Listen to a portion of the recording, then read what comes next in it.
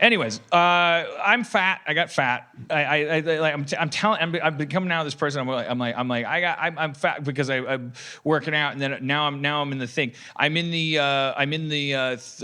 Atonement with the Father chapter of Amy Schumer's I Feel Pretty, where like I felt good for a while, so I met with the goddess of I was like, yeah, I did it. I'm like exercising every other day and I feel good. I feel the feeling that you feel it's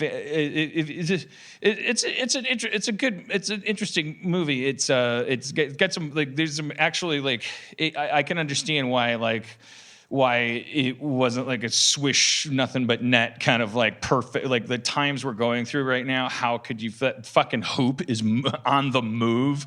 But it's definitely worth watching because like there's some actually profound grounded shit that happens in that movie because the conceit is just that she hits her head and she doesn't like, they show her like looking at her body when she wakes up and like, but they don't do her point of view is that her arms, instead of looking like this, look like that.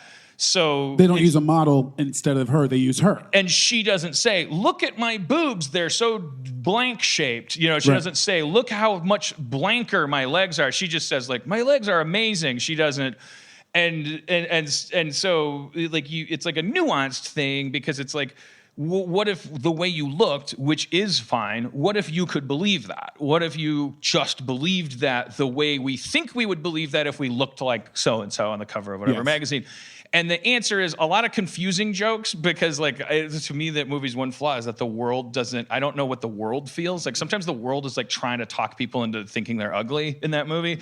But then there's like these I think there's like the scene where she meets the guy, like the meet cute of that scene is actually really interesting because it's very realistic. Like the what if of like, what if Amy Schumer thought she was like gorgeous and then she's like, oh, is this how it happens? Like a guy starts talking to her and then he's just confused by how like aggressive she is, but in a way that I was watching as a guy, I was like, that is attractive behavior. Like no matter, and that does make all the difference. Like which is what people are always telling us. Like you just have to think that you blah blah blah and act like you look how you all this stuff. Like it's very complicated stuff to me. People are really big on like confidence in other people because we're kind of fascinated by how conceit. We love confident people. Yeah. We definitely, but we also love to like hit them in the face with bats. Yeah. Like we don't be too confident. We like to warm our hands over them, but then we will also like put our cigarettes out in them, pour our beer into them, kick them. Like, and that's another interesting thing about I Feel Pretty is they do go, it does track. There's unlike a lot of movies that have a simpler concept, like it does take you around the wheel where you're like, oh yeah, okay, so one of the fantasy about feeling pretty is like we all have this thing in our head that's like, if I looked like so-and-so, and you pick whoever, like you might not pick Jeff Davis. Tom Cruise. You might pick somebody for a totally different reason, but whatever that person is in your head, if I looked like this person, then the reason that would be great is because then I would be able to blank. And I think blank is pretty much universally stop worrying so much about everybody else, which we think is a service to other people because we tend to be toxically insecure. Like me coming out telling you I feel fat. Like, what are you supposed to do with that? That's me wiping my ass on you. You're like, I just have your fat shit on my face. Like, what am I you look great. What am I doing? Why am I doing this for you? I have shit to do at home. Like, I have dogs that need me. Like, why are you a famous rich guy? I'm fat. Like, no, you're not. What? Fuck you. Anyways. But also your friend can do that to you. You do that to other people. We are most familiar with insecurity as a thing that if it was gone, we would be like super people. Yep. But the anxiety is why we are good people. And so it seems like a no-brainer to talk about this, but they do a pretty good job in that movie of like she starts like.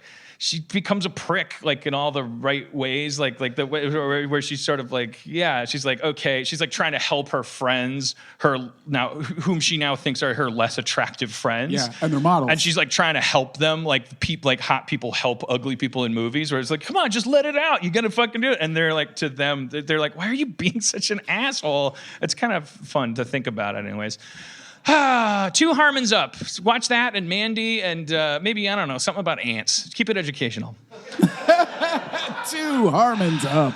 They don't make stuff about insects anymore. Like when I was a kid, I just want to watch. They did. Don't ask for that back. Do you remember the bees with the Jerry Seinfelds and the ants?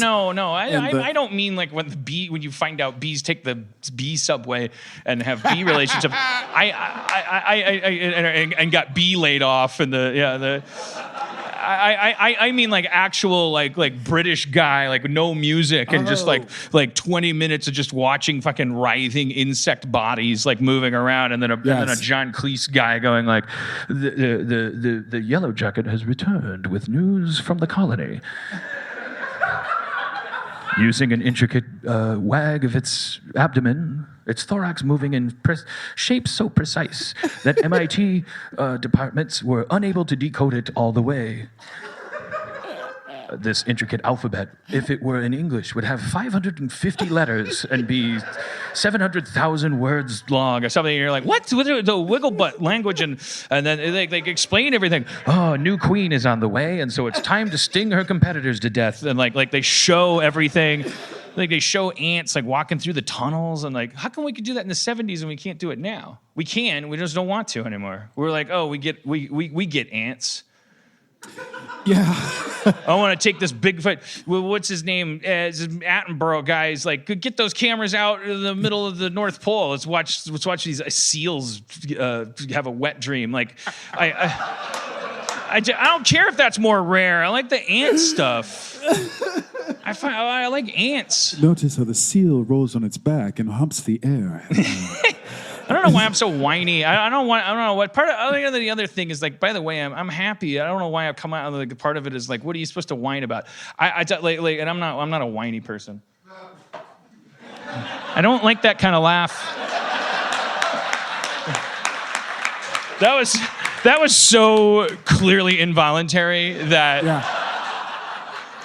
was that. Oh, that was you. Okay.